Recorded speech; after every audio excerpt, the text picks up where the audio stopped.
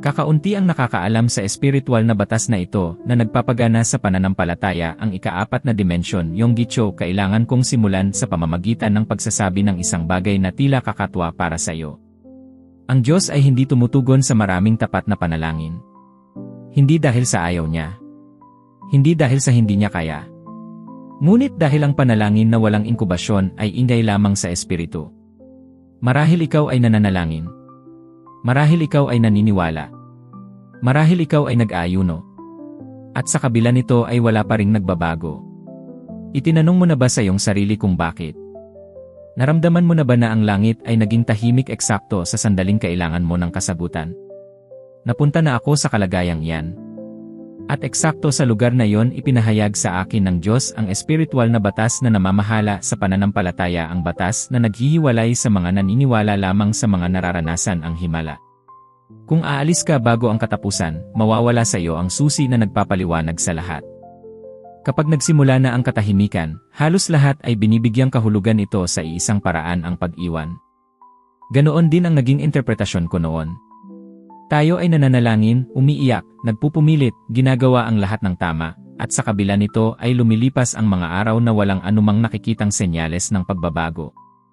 Sa puntong ito namamatay ang pananampalataya ng karamihan sa mga tao, hindi dahil nabigo ang Diyos, kundi dahil ang puso ng tao ay hindi na ihanda na harapin ang hindi nakikita. Masakit ang katahimikan dahil hinaharap nito ang ating pangangailangan sa kontrol. Napansin mo ba kung paano natin nararamdaman na mas mabuti pa kapag kahit paano ay may masamang nangyayari, kaysa sa walang nangyayari? Dahil ang wala ay nagpipilit sa atin na magtiwala. At ang tunay na pagtitiwala ay hindi komportable. Natutunan ko na ang katahimikan ay hindi kawalan ng Diyos, ito ay katibayan na mayroong malalim na bagay na nililikha. Walang anumang isinisilang na malakas ang nagsisimula sa pamamagitan ng pag-ingay. Isipin mo ang isang binhi. Kung titignan mo ang lupa araw-araw at wala kang makita, hindi ito nangangahulugan na ang binhi ay namatay na. Sa halip, eksakto doon sa dilim, sa tago, sa lugar kung saan walang pumapalakpak, doon nangyayari ang pinakamahalagang proseso. Ang pananampalataya ay gumagana sa parehong paraan. Kapag wala kang nakikita, kapag walang nakakapansin sa anumang bagay, kapag maging ikaw ay nagsisimula ng mag-alinlangan, iyan ang pinakamahalagang yugto ng espiritual na inkubasyon. Maraming tao ang nagtatanong sa akin kung bakit hindi man lang nagbibigay ang Diyos ng isang tanda. At sinasagot ko sila ng isa pang katanungan, magpapatuloy ka ba sa pagtitiwala kung hindi mo na ito kailangan? Ang pananampalataya na umaasa sa mga tanda ay hindi pananampalataya, kundi pakikipagpalitan. Inihahayag ng katahimikan kung ano ang nasa loob mo. Inilalantad nito ang iyong pinakamalalim na mga takot, ang takot na masayang ang panahon, takot na naniwala sa wala, takot na magmukhang tanga, takot na mabigo ang sarili. Sino ang hindi nakapag-isip na paano kung ang lahat ng ito ay nasa isip ko lamang? Ang karamihan ay nag-iisip niyan, hindi lamang nila inaamin. Nakakita ako ng mga taong sumuko eksakto sa punto kung kailan sila ay pinakamalapit na sa pagsilang ng himala. Napagkamalan nila ang katahimikan bilang pagkaantala, samantalang sa katotohanan ito ay pag-ayos. Mayroong panahon kung kailan ang Diyos ay nagtatrabaho sa loob mo bago siya magtrabaho para sa iyo. At ang panahong iyon ay halos palaging tahimik. Ngayon, maging ang siyensya ay kumikilala sa katulad na bagay, ang mga panloob na proseso, emosyonal at mental, ay nangyayari ng matagal bago ang anumang panlabas na pagbabago ay makita. Ang katawan ng tao, halimbawa, ay nagsisimulang gumaling ng matagal bago pa ipakita ng mga pagsusuri ang pagbuti. Ngunit ang tao ay naniniwala lamang kapag nakita na ang resulta ng pagsusuri. Sa espiritual na aspeto, ganoon din ang ginagawa natin. Gusto natin ang resulta bago ang paggaling. Sinusubok din ng katahimikan ang iyong motibasyon. Nagpapatuloy ka bang maniwala dahil mahal mo ang Diyos o dahil lamang sa may inaasahan ka mula sa Kanya? Ang tanong na ito ay nakakabagabag, ngunit kailangan. Sa panahon ng inkubasyon, maraming tao ang patuloy na nananalangin, ngunit nagsimula na silang ihanda ang kanilang sarili sa emosyonal na paraan para sa kabiguan, para lamang hindi mabigo. Mukhang kapanahunan ito, ngunit madalas ay takot lamang na nakabalatayo. Ang tunay na pananampalataya ay nagpapanatili ng pag-asa kahit na ang lahat ay nagpapahiwatig ng kabaligtaran. At ito ay hindi natural, ito ay spiritual. Marahil ay nararanasan mo iyan ng eksakto ngayon. Walang nangyayari sa labas, ngunit sa loob mo ay may patuloy na abala, na tila may isang bagay na pinipiga, inaayos, pinapahinog. Nararamdaman mo na hindi ka na maaaring bumalik sa kung sino ka noon, ngunit hindi mo pa rin nakikita kung sino ang magiging ikaw. Ang lugar na ito ay hindi komportable, alam ko. Ito ay isang mapag-isang lugar.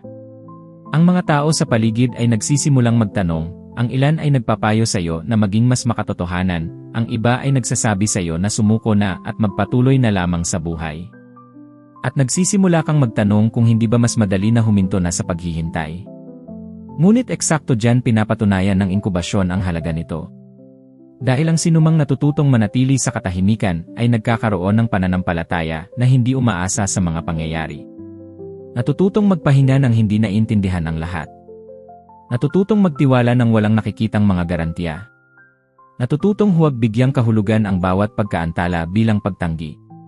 Ang katahimikan ay nagtuturo ng isang bagay na hindi kailanman itinuturo ng ingay ang pagtitiwala. Kung makakayanan mong tawirin ang yugtong ito nang hindi sumusuko, may magbabago sa loob mo bago ito magbago sa labas. Ang pagkabalisa ay nagsisimulang mawala ng lakas. Ang kawalang pag-asa ay nababawasan. Ang pangangailangan para sa pagsang-ayon ay nawawala. At nang hindi namamalayan, hindi ka na humihingi ng tanda upang magpatuloy, ikaw ay nagpapatuloy kahit walang tanda. Ito ang punto kung saan ang pananampalataya ay hindi na isang pagsisikap kundi naging isang panloob na kalagayan. Ang katahimikan ay hindi dumating upang sirain ka, dumating ito upang hubugin ka. Hindi ito isang hindi mula sa Diyos, ito ay isang hindi pa. At ang sinumang nakakaunawa nito ay humihinto sa pakikipag-away sa oras at nagsisimulang lumakad kasabay nito. Kapag tinanggap mo ang katahimikan nang hindi iniiwan ang pananampalataya, may makapangyarihang bagay na nangyayari, ikaw ay nagiging sapat na mature upang mapanatili ang bagay na iyong hinihingi. Dahil ang pagtanggap bago ang tamang oras ay maaari ring maging isang anyo ng pagkawala. Kung ngayon ang lahat ay tila nakatigil, huwag muna magbigay ng konklusyon. Ang tila walang laman ay maaaring puno ng hindi nakikitang paggalaw. Ang tila pagkaantala ay maaaring proteksyon. At ang tila katahimikan ay maaaring ang Diyos na nagtatrabaho sa paraang maiintindihan mo lamang pagkatapos. Mayroong isang bagay na kailangan kong matutunan sa pamamagitan ng pagbasag ng mga inaasahan, kabilang ang sa akin ang Diyos ay hindi tumutugon sa mga paminsan-minsang pagnanais. Tumutugon siya sa kung ano ang nangingibabaw sa puso. Maraming tao ang nagsasabi na gusto nila ng pagbabago, ngunit ang talagang gusto nila ay agarang ginhawa. Gusto nilang makaalis sa sakit, hindi kinakailangang pumasok sa isang proseso. At ang pananampalataya ay hindi nananatili kung saan mababaw ang pagnanais. Nangangailangan ito ng lalim, tindi at pananatili. Napagtanto ko ito sa pagmamasid sa sarili kong buhay. May mga bagay na ipinanalangin ko, ngunit madali kong iniwan ng lumitaw ang unang hadlang. Ang iba naman, gayunpaman, ay nanatiling buhay sa loob ko kahit na ang lahat ay tila imposible. Ang pagkakaiba ay wala sa hirap kundi sa pagnanais. Ang tunay na pagnanais ay hindi nakikipag-ayos sa oras. Nananatili ito kahit walang nakikitang gantimpala. Nagpapatuloy ito kahit wala nang naniniwala. Ngayon, sa pagtingin sa mga tao, nakikita ko ang parehong pattern na nauulit. Ilan ang nagsisimula ng isang bagay na puno ng sigasig at sumusuko sa loob ng ilang linggo. Ilan ang nagsasabi na gusto nilang baguhin ang buhay, ngunit walang binabago sa kanilang nakasanayan. Ilan ang nagsasabi na nagtitiwala sila sa Diyos, ngunit nawawalan ng pag-asa kapag ang sagot ay hindi dumating sa bilis na inaasahan. Hindi ito kawalan ng pananampalataya, ito ay kawalan ng nag-aapoy na pagnanais. Ang pananampalataya ay kumukuha ng lakas mula sa pagnanais. Kapag lumamig ang pagnanais, ang pananampalataya ay namamatay sa gutom. Maging ang siyensya ay nagpapatunay sa isang bagay na palaging espiritual, ang utak ng tao ay nagpapanatili lamang ng matagal na pagsisikap kapag mayroong malakas na layuning emosyonal. Kung wala ito, ang katawan ay naghahanap ng mga shortcut, pagsuko, at mga dahilan. Sa espiritual, ang prinsipyo ay pareho. Ang nag-aapoy na pagnanais ay nagpapanatili sa pananampalataya na buhay sa panahon ng inkubasyon. Pinipigilan ka nito sa pag-iwan sa proseso sa gitna ng daan. Pinapapatuloy ka nito kapag sinasabi ng lohika na huminto na. Marami ang nagkakamali sa pag-aakalang ang pagnanais ng matindi sa isang bagay ay pagiging makasarili. Ngunit may malaking pagkakaiba sa pagitan ng pagnanais ng laman at pagnanais na nakahanay sa layunin. Ang nag-aapoy na pagnanais na nagpapakilos sa pananampalataya ay hindi luho, ito ay paninindigan. Ito ay kapag ang isang bagay ay naging napakalinaw at napakahalaga sa loob mo na ang paghinto sa paghahanap nito ay mas masakit kaysa sa patuloy na paghihintay. Ang ganitong uri ng pagnanais ay hindi isinisilang mula sa wala. Lumalago ito kapag naintindihan mo ang halaga ng iyong hinihingi. Nakakita na ako ng mga taong napakatalento na nagsayang ng mga taon dahil hindi sila kailanman nagnanais ng anuman ng malalim. Nabuhay sila sa pagtugon sa mga pangyayari, hindi sa paglikha ng kinabukasan. Inaasahan nila na gagawin ng Diyos ang lahat, habang sila mismo ay hindi emosyonal na nakatuon sa anuman. Hindi pinipilit ng Diyos ang sinuman na magnanais. Tumutugon siya sa tindi ng pagbibigay ng sarili ng isang tao sa proseso. Marahil ay pagod ka na dahil sinusubukan mong panatilihin ang pananampalataya sa pamamagitan lamang ng disiplina at hindi sa pagnanais. Nakakatulong ang disiplina, ngunit hindi nito mapapalitan ang panloob na apoy. Kapag ang pagnanais ay tunay, hindi mo kailangang pilitin ang iyong sarili na magpatuloy. Nagpapatuloy ka dahil ang paghinto ay hindi na isang opsyon. At eksakto dyan ang inkubasyon ay hindi na nagiging pasanin kundi nagiging isang landas. Tanungin ang iyong sarili nang may katapatan ang gusto mo ba ay sapat na malakas upang tawirin ang paghihintay. Kung ang sagot ay hindi, marahil ang problema ay hindi ang oras, kundi ang antas ng iyong pagnanais. Ang pananampalataya ay hindi sinusubok kapag ang lahat ay maayos. Inihahayag ito kapag ang pagnanais ay nananatiling buhay kahit sa katahimikan. May isang sandali kung kailan naintindihan ko ang isang bagay na ganap na nagpabago sa paraan ng aking pamumuhay sa pananampalataya. Ang iyong sinasalita sa panahon ng inkubasyon ay kasing halaga ng iyong pinaniniwalaan. Maraming tao ang nagsasabi na sila ay naniniwala, ngunit ang kanilang mga salita ay nagpapasinungaling sa paniniwalang iyon araw-araw. Sila ay nananalangin ng may pananampalataya at, pagkaraan ng ilang minuto, ay nagtatapat ng pagkatalo sa isang karaniwang pag-uusap, sa isang malayang kaisipan, sa isang pangungusap na nasabi ng hindi namamalayan. At hindi nila naiintindihan kung bakit walang nagpapakita. Kailangan ko ring matutunan ito sa gawa. May mga araw na wala akong nararamdamang pananampalataya. Walang emosyon, walang sigasig, walang katiyakan. Ngunit sa kabila nito ay nagpasya akong ihanay ang aking mga salita sa kung ano ang aking pinaniniwalaan, hindi sa kung ano ang aking nararamdaman. Ito ay hindi comfortable. Parang pagkukunwari pa nga para sa akin noong una. Ngunit natuklasan ko na ang pananampalataya ay hindi pagpapanggap na ang problema ay wala, ito ay pagpili kung aling katotohanan ang iyong pakakainin. Ang mga salita ay hindi ginagamit upang kumbinsihin ang Diyos.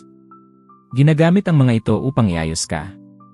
Ang mga bagay na paulit-ulit mong ipinapahayag ay nagsisimulang humubog sa iyong mga kaisipan, iyong mga emosyon at, sa paglipas ng panahon, iyong mga desisyon. Ngayon, maging ang psikolohiya ay kinikilala ang kapangyarihan ng panloob at panlabas na wika sa pagbuo ng pagkakakilanlan at pag-ugali ng tao. Ang mga taong patuloy na nag-uulit ng mga negatibong diskurso ay may gawi na palakasin ang mga pattern ng kabiguan at pagsuko. Sa espiritual, ito ay palaging halata.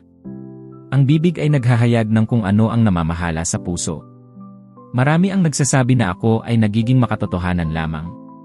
Ngunit ang pagiging makatotohanan na walang pag-asa ay hindi karunungan kundi pagsuko. May malaking pagkakaiba sa pagkilala sa isang kahirapan at sa pagpapasailalim dito sa pamamagitan ng mga salita.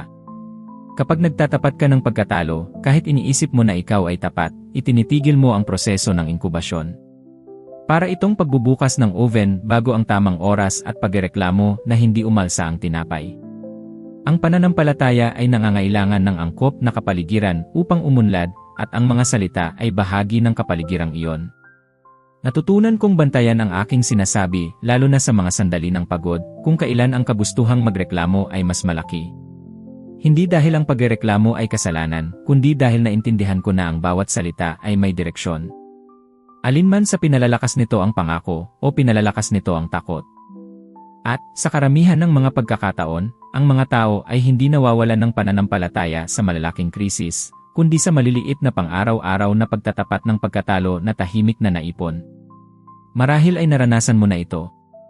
Sinisimulan mo ang araw ng may tiwala, ngunit ang isang pag-uusap, isang balita, isang komento mula sa isang taong malapit ay sapat na upang baguhin ang iyong panloob na diskurso. Bigla, ang bagay na tila posible ay nagsisimulang tumunog na malayo. Hindi dahil nagbago ang Diyos, kundi dahil nagbago ang iyong pagtatapat. Ang palagi mong sinasalita ay nagiging hangganan ng kung ano ang iyong inaasahan. Kapag nagpasya kang ihanay ang iyong mga salita sa pangako, kahit walang nararamdaman, may nagsisimulang magbago sa loob. Ang pagkabalisa ay nababawasan. Ang isip ay naayos. Ang pananampalataya ay hindi na umaasa sa emosyon, kundi naging isang malay na pagpili. Hindi ito nangangahulugan ng pagtanggi sa katotohanan, kundi ang pagpapahayag na ang katotohanan ay hindi permanente. Kung gusto mong protektahan ang bagay na isinasa ilalim sa inkubasyon, alagaan ang lumalabas sa iyong bibig. Dahil ang ipinapahayag mo ngayon ay maaaring lumilikha o sumisira sa bagay na inaasahan mong maranasan bukas. Kung mayroong isang bagay na kailangan mong ingatan higit sa lahat ito ang pananampalataya, ay hindi nabibigo dahil sa kawalan ng kapangyarihan, ito ay nabibigo kapag ang proseso ay nahinto. Ang katahimikan, ang kalinawan, ang nag-aapoy na pagnanais at ang mga salitang iyong pinapakawalan ay hindi hiwalay na mga yugto. Ang mga ito ay bahagi ng isang espiritual na batas na patuloy na gumagana kahit hindi mo ito namamalayan. Walang anumang nilikha sa hindi nakikitang dimensyon ang isinisilang ng hindi sinasadya. Ang lahat ay sumusunod sa isang prinsipyo. At kapag naintindihan mo ang prinsipyong ito, hihinto ka na sa pakikipaglaban sa oras at magsisimulang lumakad kasabay nito. Marahil ngayon ay wala kang nakikitang panlabas na mga pagbabago, ngunit kung may naayos na sa loob mo, kung gayon ang pinakamahalaga ay nagsimula na. Ang bawat paghihintay ay nagpapakinis sa iyo. Ang bawat katahimikan ay naghahanda sa iyo. Ang bawat pagpili na manatili ay gumagawa sa iyo na isang taong mas mulat, mas malakas at mas nakahanay sa bagay na tinawag kang maranasan. Ngayon, magpatuloy ka. Huwag huminto dito. Ang susunod na video na lumilitaw sa iyong screen ay hindi lamang isang pagpapatuloy, ito ay isa pang baitang sa iyong ebolusyon ng karunungan, isang hakbang pa upang maging 1% na mas mabuti kaysa sa kung ano ka ngayon.